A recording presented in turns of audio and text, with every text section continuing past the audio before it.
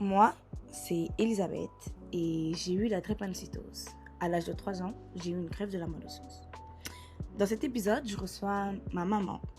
Ensemble, on revient sur cette période qui a marqué nos vies, sur l'annonce de la maladie, le parcours médical, la greffe, mais aussi sur tout ce qui se passe en coulisses.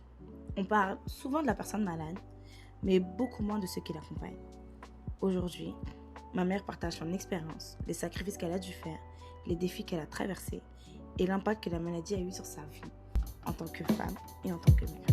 Bienvenue dans Est-ce qu'on a parlé sans pleurs.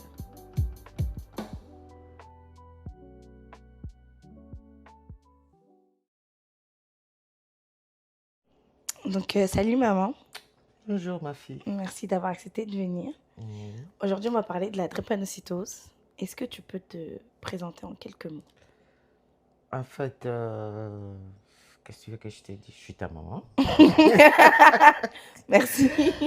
Donc, ben voilà, je m'appelle Odette. J'ai eu 4 enfants, dont des jumeaux. Et puis voilà. Est-ce que tu peux me parler du jour où tu as su qu'on avait la drépanocytose? En fait, je ne savais pas que vous aviez la drépanocytose, mais vous tombiez souvent malade. Mais à un moment donné, on m'a parlé de la drépanocytose. Bah, je me suis dit, je vous ai amené chez les médecins généralistes. Je lui ai demandé de lui faire un test sanguin pour savoir si vous n'aviez pas la drépanocytose. Il m'a dit, mais pourquoi? J'ai dit, ben non, mais ils sont souvent malades et tout. De toute façon, ça ne coûte rien. Donc, ok, elle a fait le test, elle a fait la prise de sang, machin et tout. Et dans l'après-midi, elle m'a appelé en panique. Venez vite, vite, vite, vite et tout, machin. J'ai dit, ouais, ben qu'est-ce qu'il y a? Elle dit, ouais, le test est revenu positif. Donc, les enfants, la drépanocytose, il faut les emmener à l'hôpital. Ok. Donc, ça a commencé à partir de là. Là, on avait quel âge à ce moment-là? À ce moment-là, je crois que vous aviez 8 mois.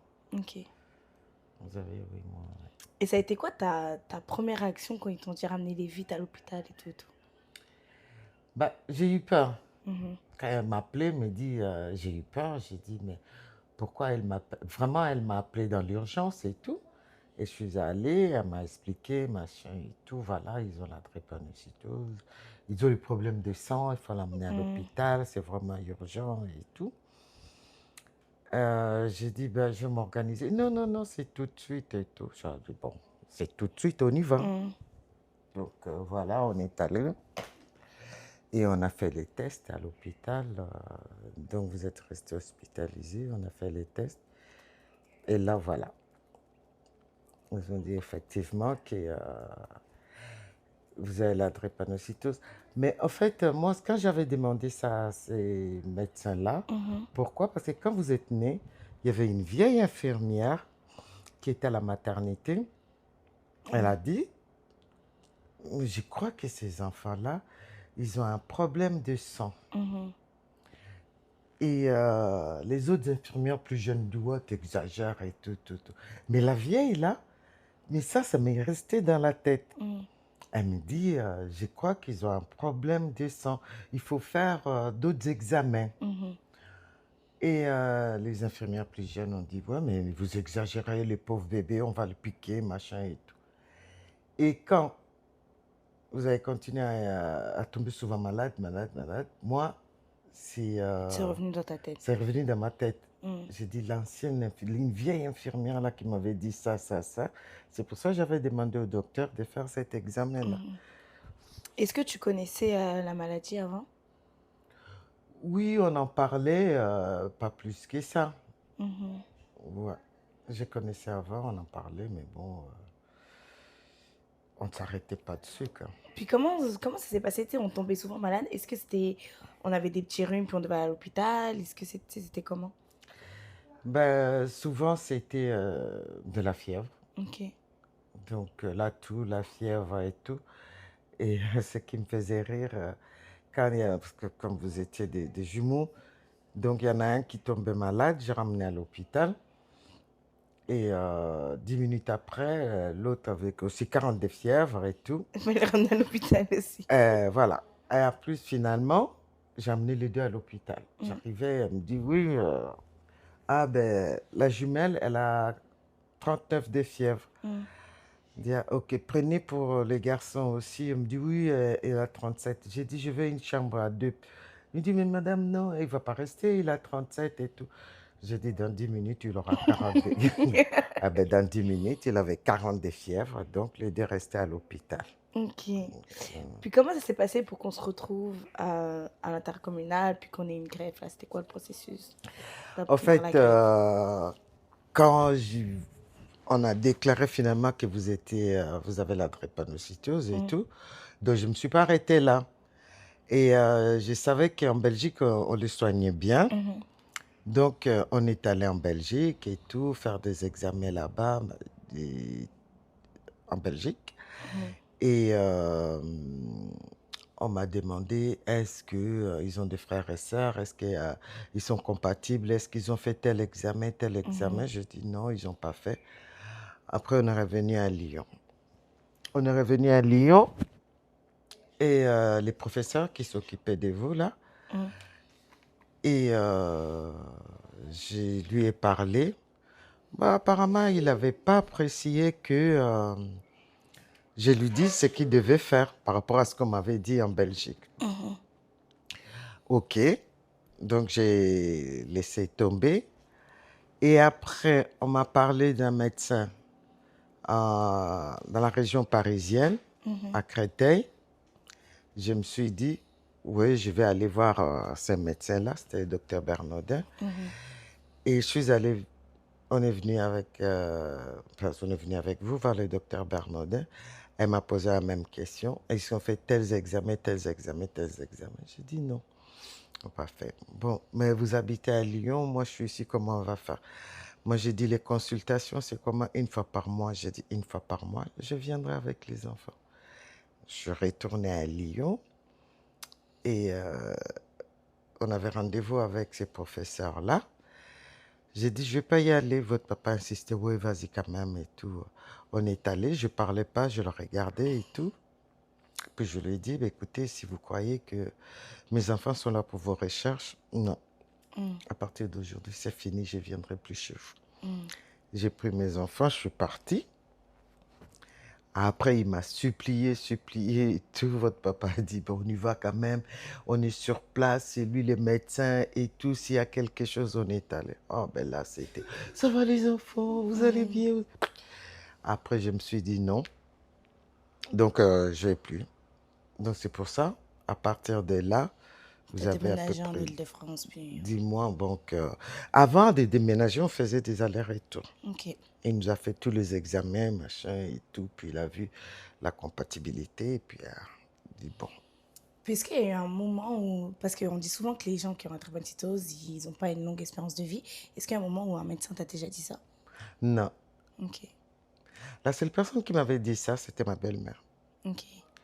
Elle m'a dit, ah ouais, c'est du travail qui servira à rien et tout. Ben, depuis ces jours-là, je lui ai plus parlé. Je l'ai traité de tous les noms. Et je lui ai dit, pour moi, non, ce sont mes enfants, ils grandiront et tout, et puis voilà. Mm. Mais le médecin, le machin, non, non, non, personne m'a découragé ou non. Mais c'était comment d'avoir 4 enfants, 2 qui sont malades, de faire des retours à l'hôpital? C'est comment ta vie à toi personnellement? C'était assez difficile. C'était Mhm. assez difficile, puis il fallait demander aux deux grands de grandir un peu plus vite, Mhm. de se rendre compte que, bon, leurs frères et sœurs sont malades et tout, donc qu'ils deviennent un peu plutôt indépendantes Mhm. par rapport à eux. Comme ça, moi, je passe mon temps plus avec ceux qui étaient malades. Mais ce qui est sûr, j'ai eu beaucoup d'aide de ma famille. Mhm. Ma mère, elle était là. Mhm. Elle m'a beaucoup aidé et tout, à rester avec les autres, que j'allais à l'hôpital. Bah, elle gardait les autres et tout. J'ai eu ma soeur, ma petite soeur aussi qui est venue Mhm. quand il y a eu la greffe. Donc il y avait la greffe, il y avait une chambre des parents.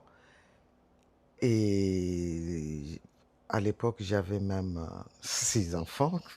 6 enfants? Bah oui, parce qu'on était avec les cousins. Ben voilà. Mhm. Donc, il fallait quand même s'arranger pour garder les autres et tout, machin. Elle est venue, elle m'a aidé, elle est restée longtemps et tout. C'est vrai que de ces côtés-là, j'ai eu de l'aide. Mhm.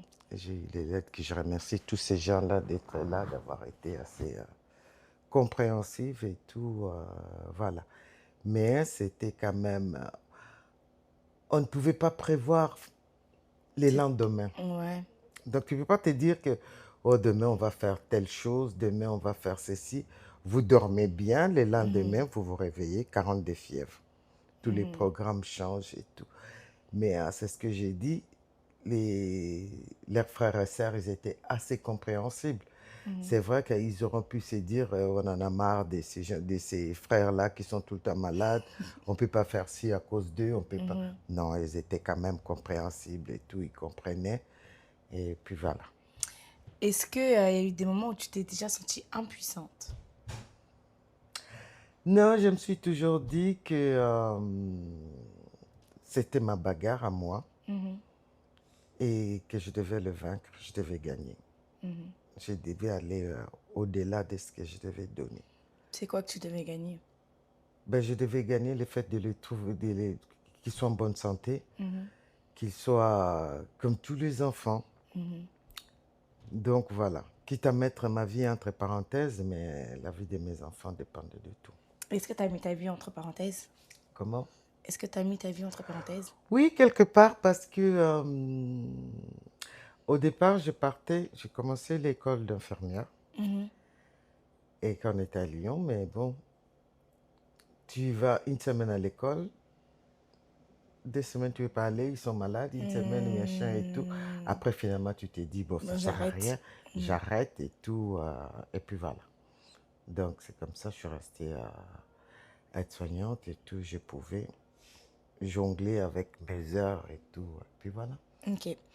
Est-ce que tu te permettrais de craquer ou tu gardais tout pour toi? Ou est-ce que tu t'en parlais justement à ta maman, à tes sœurs qui étaient là pour toi? Non, ça c'est mon plus grand défaut. Hmm. Je garde tout pour moi et tout. J'ai- J'en parle pas. Je fais comme si Tout allait bien. tout allait bien, Hmm. alors qu'au fond de moi, je sais que je suis mal, je suis malheureuse et tout, machin. Donc voilà, ça c'est un défaut qui, c'est un grand défaut. Mais là, tu réalises que c'est un défaut, t'en penses quoi? Est-ce que ça a changé à l'heure d'aujourd'hui, maintenant que tes enfants sont Mais grands ou pas du tout? ben, moi, je pense que mes enfants aussi sont pareils. Toi, t'es pareil. Tu me caches des Ouais. choses, tu me dis pas Bah, tout. déjà, c'est mon podcast. Je crois que c'est pareil. Mais ben, je crois qu'on doit faire une étude là-dessus. C'est dire les choses. Ok. Là, ça va pas parce que toi, tu as peur de me dire des choses, ça va lui faire de la peine. Moi, je te dirai pas, j'ai dit, ça va lui faire de la peine. Donc, Donc parce que voilà, finalement, qui sait? on essaye de se protéger alors que je pense que non, le mieux, c'est d'en parler. Ok. Là, on va parler de la greffe. Donc, est-ce que tu as déjà eu peur de la greffe? Et comment ça s'est passé? Parce que moi, je me rappelle que j'étais dans une chambre là où j'avais pas le droit de tomber malade. Là. J'étais enfermée et tout, tout. Mais comment toi, tu le vivais de ne pas pouvoir toucher ton enfant ou le prendre? Mais si je pouvais toucher parce qu'il fallait qu'on s'habille. Ah, t'avais le droit de rentrer dedans? Oui, j'avais le Ah, droit Bélicia, d'entrer. dans son histoire, elle a pas le droit de rentrer. Qui? Bélicia. Ah non, mais on Ok. était obligés de s'habiller et tout, machin. Et puis, je rentrais dans la chambre, et des fois, je te faisais manger, machin. Enfin, j'ai triché, on a mangé pour nous aussi. Mais on avait le droit d'entrer dans la chambre. Ok. Mais il fallait s'habiller. Ah, ok. Mm. Je croyais qu'on n'avait pas le droit parce qu'il fallait pas Non, qu'il tombe non, il malade. fallait rentrer et Mais du tout. coup, comment ça s'est passé la grève? Sur combien de temps ça s'est passé la grève? Parce que je sais il y a un moment où on est en train de faire de la chimiothérapie et tout et tout. Est-ce qu'on fait de la chimiothérapie, on rentre à la maison ou c'était on restait là-bas Non, pendant non, tout on le temps? restait là-bas tout le temps et tout. Ça a duré combien de temps? Ça a duré à peu près 3 mois. Ah ouais, seulement. Ouais, à peu près 3 mois. On avait quel âge? Hein? On avait quel âge? La grève, Je je crois crois que je qu'on l'ai a eu à 3 ans commencé. C'est commencé par toi ou par Aaron? par mois. Par toi. Ben, tu avais 3 ans là. Mm. Donc, voilà. Mais tant on avait fait la greffe et tout, En fait, quand on parle de la greffe, Mhm. finalement, même moi avant, je ne savais pas la greffe c'est quoi. Je croyais qu'on allait ouvrir, mettre quelque chose, machin et tout. Non. Donc, c'est juste ponctionner la moelle épinière Mhm. chez la personne, les donneurs. Mhm. Et puis, on te le met comme si on te perfusait. Ah, comme si on donne du sang. Voilà, comme si on donnait du sang. Mhm. Donc, c'est juste ça. C'est Avant, une grosse transfusion, en fait. ben voilà. Mhm. Au départ, je pensais que c'était une opération, machin et tout. Non, non, c'est juste ça. Et voilà. Et après, tu restes dans la chambre et tout parce que là, avant qu'on te fasse la greffe, t'enlève d'abord un peu de ta moelle. On laisse Mhm. juste un peu. Donc, tu n'es pas protégé, tu peux attraper tous les microbes et tout. C'est pour ça que tu es dans une chambre hermétique et tout. Mhm. Donc, ça dépend de chaque personne. Mhm. La greffe peut prendre au bout de 3 jours, une semaine, 10 jours, ça dépend de la personne. Mhm. Après, ils regardent et ça marche pas, il y a le rejet, il n'y a pas le rejet. On te donne les médicaments anti-rejet. Et puis Donc, ça voilà, a pris combien de temps? ça a pris à peu près 3 mois, mais tu rentres à la maison avec les médicaments anti-rejet. Ok. Tu continues à les prendre. Mhm. Donc, avec le recul, qu'est-ce que la maladie t'a appris sur toi? Qu'est-ce que la maladie m'a appris? Déjà, la tradition africaine, il part du principe quand quelqu'un est malade, il ne faut pas en parler. Mhm. Et ça, je ne trouve pas ça juste. Parce que il faut en parler. Il y en a d'autres qui ont vécu ça, Mhm. qui peuvent bien t'expliquer certaines choses et tout, et dire, ah, mais tu sais, dans ce cas-là, il faut faire ça, ça, ça, ça. Et ça m'a appris la patience, ça m'a Mhm. appris à être humble, Mhm. ça m'a appris à voir la vie autrement, dire que ce qui m'arrive aux autres peut arriver à toi aussi. Mhm. Donc, voilà. Une maladie, c'est une maladie. On prend le temps, on est patiente et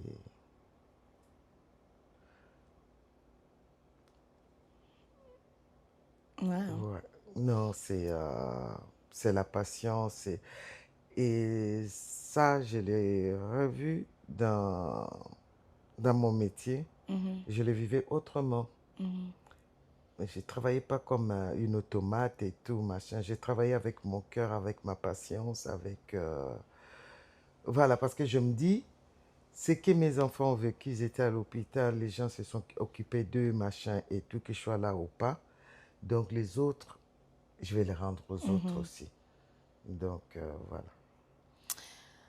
Non, c'est vraiment très beau. Quel message, en fait, quel message t'aimerais transmettre aux parents qui vivent la même chose aujourd'hui, du coup? Il y a, tu sais, aux parents qui vivent la même chose et aux parents qui vont potentiellement vivre la même chose si un jour ils découvrent qu'ils sont AS. Ben, ceux qui vivent la même chose, il faut faire confiance à leur médecin, Mhm. prendre les traitements. Euh, je ne vais pas dire certaines choses que j'ai faites, parce qu'au bout d'un moment, j'ai arrêté les traitements. Je me disais, il y en a trop d'alcool et tout, machin. Et voilà. Mais après, je reprenais et tout. Mais il faut éviter simplement qu'ils aient des infections, des trucs, des choses comme ça. Mhm. Aux jeunes gens, ce que je leur demanderais, c'est de faire des examens, des prises de sang, Faire pour le voir test d'électrophorèse. ou les tests d'électrophorèse et tout. Parce que c'est beau d'être amoureux, machin. Nous, à notre âge, on a la patience. Mais je ne sais pas à votre âge si... Et ils auront la patience d'aller tout le temps à l'hôpital, de s'occuper de l'enfant, de faire... Si on peut éviter ça, Mhm. faire les tests d'électrophorèse. Ou, si vous ne voulez pas faire les tests, vous faites l'insémination artificielle. Comme ça, on peut choisir déjà tout ce qu'on va inséminer qui soit Mhm. bon et tout. Donc voilà. c'est la dernière chose que je voudrais leur conseiller et leur dire. Ok. Est-ce qu'il y a quelque chose que tu aimerais me dire aujourd'hui que tu ne m'as jamais dit? Tu as toujours été forte. Hmm. Toujours. Et dans l'histoire, je ne sais même pas, c'est qui la maman, c'est toi ou moi? Tu as toujours été là pour me protéger alors que c'est moi qui devais te protéger. Laisse-moi mon rôle de maman. Ok. Prends ton rôle de filles. Ok.